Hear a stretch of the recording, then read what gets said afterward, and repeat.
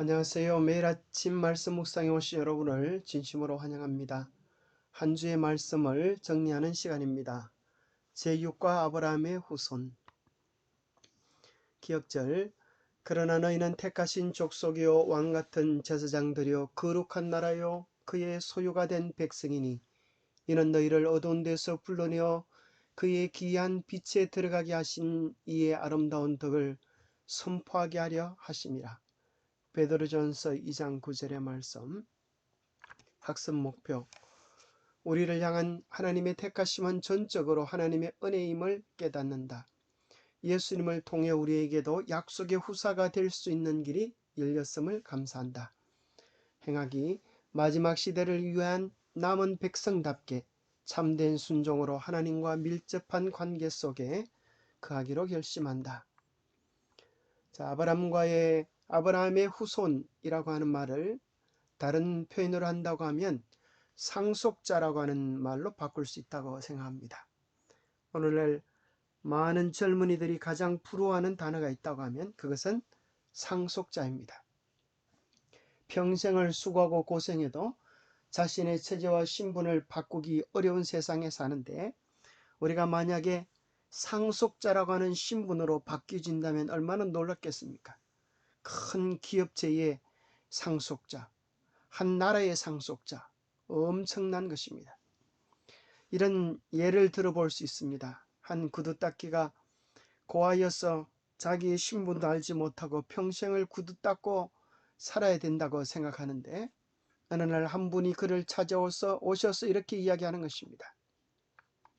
내가 너를 만민 중에서 택하여 천국 상속자가 되게 하리라.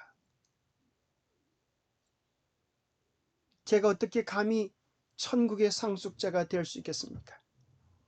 그때 이 주인이 이야기하기를 너는 나를 알지 못하지만은 나는 너를 안다.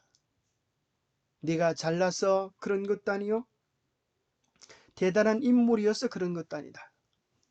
네가 나를 전적으로 신뢰하고 나의 뜻을 따르면 나는 너에게 말할 수 없는 천국의 축복을, 천국의 상속자가 되도록 그렇게 해주겠다.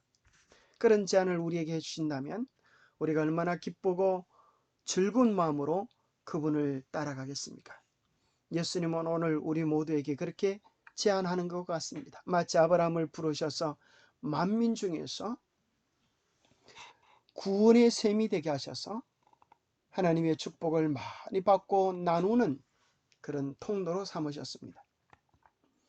월요일 소재에 보면 네가 나의 상속자가 되어지면 땅을 주리라 약속하셨습니다. 땅은 실제적으로 가나안 땅이었고 또 그것은 천국까지 연결되어지는 천국 상속자가 되는 것입니다. 그런데 그 상속자가 되기 위한 조건은 딱 한 가지였습니다. 그것이 언약의 내용이었습니다. 너희가 순종하면 복을 받고 불순종하면 그 모든 언약은 깨어지는 것입니다. 반대로 언약에 있는 복을 누리지 못하고 저주를 얻게 되는 것입니다. 하나님과의 언약을 다른 말로 얘기한다면 주님의 품성을 담고 나누는 것입니다. 그래서 그를 축복의 통로로 삼아서 이스라엘뿐 아니라 온 세상이 그 복을 누리기를 우리 주님은 기대한 것입니다. 그런데 이스라엘은 자기들만이 그 복을 독차지하려고 하다가 실패하고 맙니다. 그 가운데 하나님은 이스라엘 가운데도 남은 자를 택하셔서 그들을 통해 하나님의 약속이 어떻게 이루어지는지를 보여주시고 실제적으로는 영적 이스라엘을 통하여 온 세상 속에서 당신의 백성을 불러내시고 천국을 상속할 축복을 누릴 자들을 자꾸 부르시는 내용이 이번 교과의 전체 흐름이요 내용이라고 생각할 수 있습니다. 하나님은 신명기 7장 6절 8절에 보면 세상 만민 가운데에서 내가 너희를 택하였다라고 말씀하십니다. 그것은 너희가 수요가 많기 때문이나 너희들이 잘나서 그런 것이 아니고 수요는 가장 적고 연약하지만 다만 하나님께서 우리를 사랑하신 때문에 또 아브라함에게 조상들에게 하신 맹세 때문에 하나님의 약속 때문에 그렇게 해 주실 것이라고 이야기하는 것입니다. 여기 위의 구절에서 기업의 백성이라고 하는 말의 원어는 셰귤라인데 그것은 값진 재산, 특별한 보물.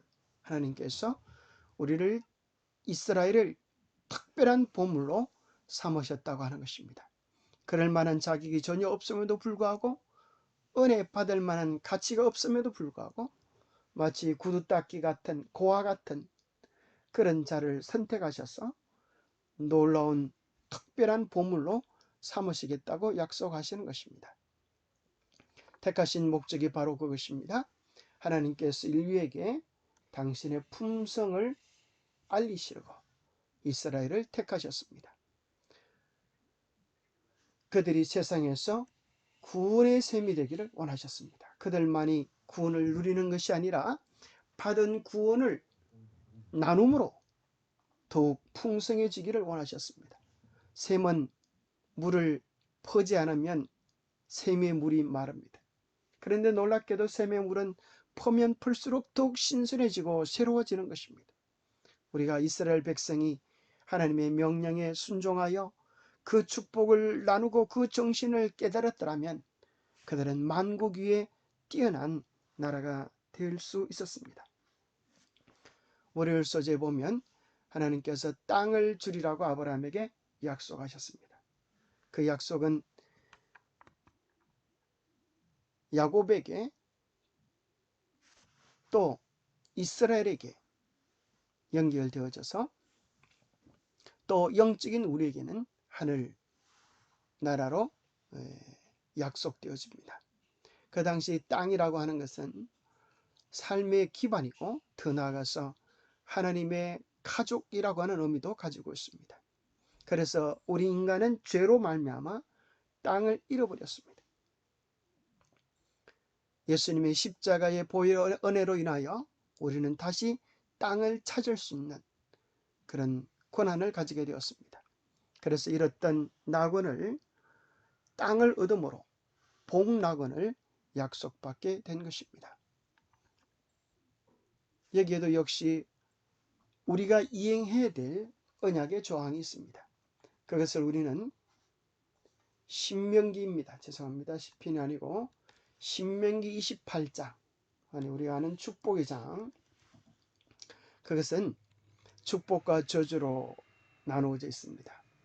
하나님의 언약에 신실하고 순종하면, 명령을 잘 지키면 복을 얻고, 순종하지 아니하면, 불순종하면 모든 저주가 임할 것으로 그렇게 나타나 있습니다.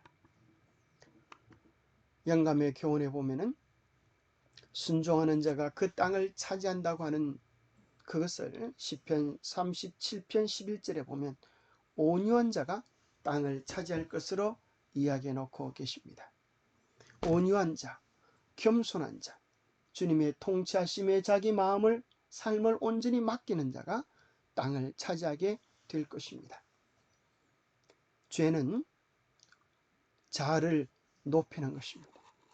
죄는 교만하게 만드는 것입니다. 그것으로 인하여 우리는 땅을 잃어버렸습니다.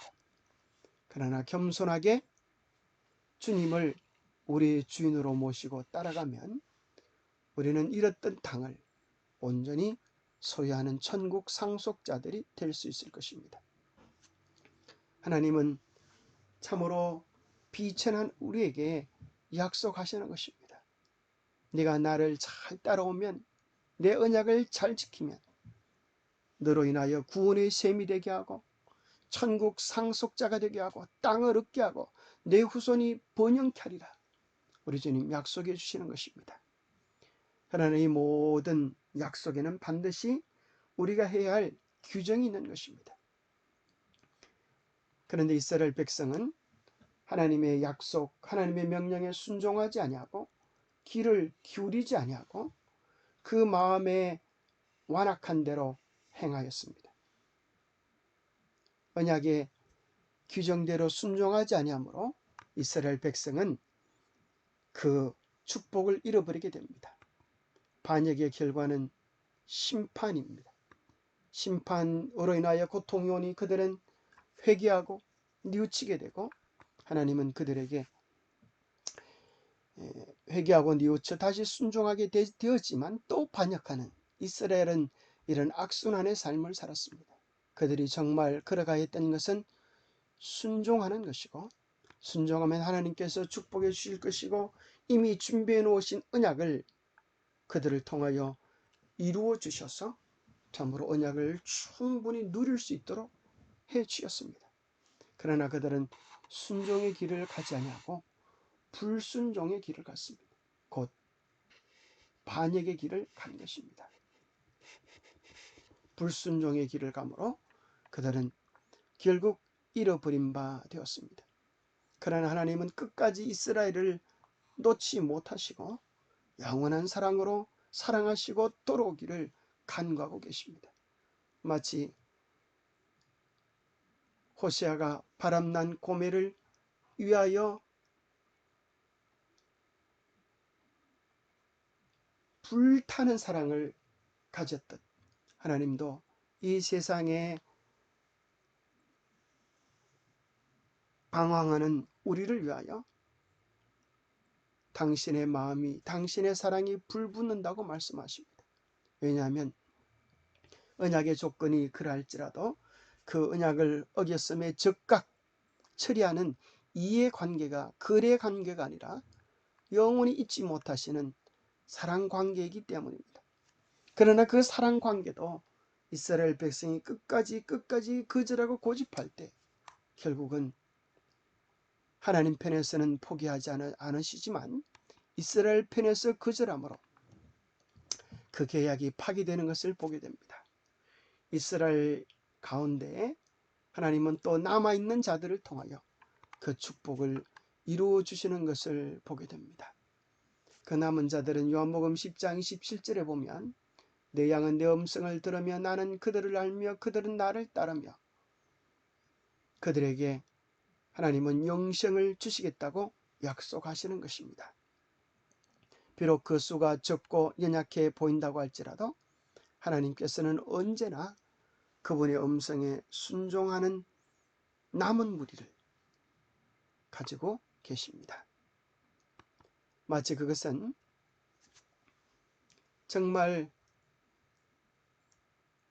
동광석 50톤을 재련하여서 가장 남은 1kg의 군기를 얻는 것처럼 참으로 엄청난 시련과 또 싸움이 있는 것입니다.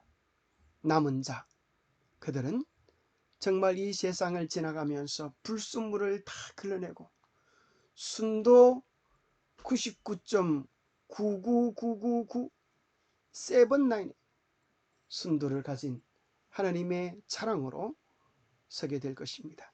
금이 재련될 때에 정말 순금은 진정한 합격품은 재련사의 얼굴이 비쳐나오는 금입니다.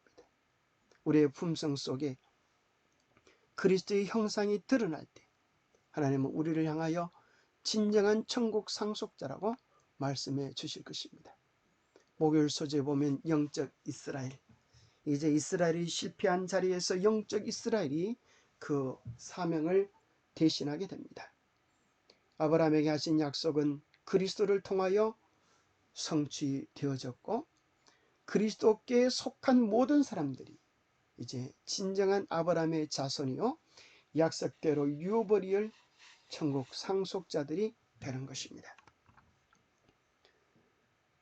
갈라디아 3장 26절에 보면 더욱 명확하게 이야기해 주고 있습니다.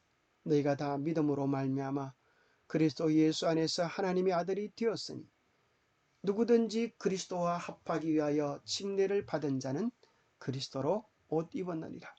너희는 유대인이나 헬라인이나 종이나 자유인이나 남자나 여자나 다 그리스도 예수 안에서 하나이니라. 너희가 그리스도의 것이면 곧 아브라함의 자손이요 약속대로 유업을 이을 천국 상속자가 되는 것입니다.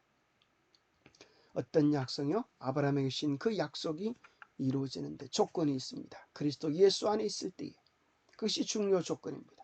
그분의 품성을 담고 나누어 주는 것입니다. 언약의 범위는 모든 사람입니다. 누구든지 원하기만 하면 그리스도 예수 안에 있으면 유대인이나 헬라인이나 종이나 자유인이나 남자나 여자나 다 그리스도 예수 안에서 그 축복을 이을 자가 되는 것입니다. 육적 이스라엘이 영적 이스라엘로 부름받는 것입니다. 육적 이스라엘이 실패한 그 자리에서 영적 이스라엘이 그 뜻을 계승받는 것입니다. 그들은 이제 택하신 족속이 되었습니다. 그들은 이제 왕같은 제사장이 되어서 세상을 다스릴 권한을 얻게 될 것입니다. 그들은 거룩한 나라요 그의 소유된 백성인데, 거룩한 나라가 되는 이유는 바로 그 나라의 왕이 계시기 때문입니다. 예수 그리스도가 다스리는 인격들, 예수 그리스도가 그분의 주인이 된 사람들, 하나님이 그분의 주인이 될 때 우리 모두는 온전한 천국 상속자가 될 것입니다. 기도하겠습니다. 하나님 아버지, 우리를 세상 가운데서 택하셔서 방황하는 자 되게 하지 않게 하시고 천국 상속자가 되게 해주심을 인하여 감사합니다. 평생 참으로 어디서 와서 어디로 가는지도 알지 못하는 과처럼 살 우리를 하나님의 자녀라고 부르시고 평생 구두 닦기처럼 그렇게 천하게 살아야 할 우리를 천국 상속자들이라고 불러주심을 인하여 감사합니다. 우리에게 베푸르신 그 언약에 충실할 수 있도록 도와주시옵소서. 우리의 삶의 중심에 주님을 모셔서 구원의 삶이 구원의 셈이 되게 하여 주시옵소서. 그 구원의 은혜를 우리가 날마다 누리며 나누는 축복의 셈이 되게 하여 주옵소서. 하늘을 위협으로 받을 거룩한 백성답게 살아갈 수 있도록 오늘도 우리의 삶을 주관하여 주시옵소서. 우리를 눈동자처럼 사랑하시는 우리 주 예수 그리스도 이름으로 하여 간절히 간구하옵나이다. 감사합니다. 하나님과의 우리와의 거래 약속을 잊지 않게 되기를 바랍니다. 주님께서 우리를 부르시는 것입니다. 내가 언약에 충실하면 너에게 천국 상속자가 되게 해주겠다. 영원한 땅, 영원한 백성, 영원한 사랑의 대상, 하늘 가족이 되게 해주시겠다. 그 귀한 복을 누리는 우리 모두가 되시기를 간절히 바랍니다. 감사합니다.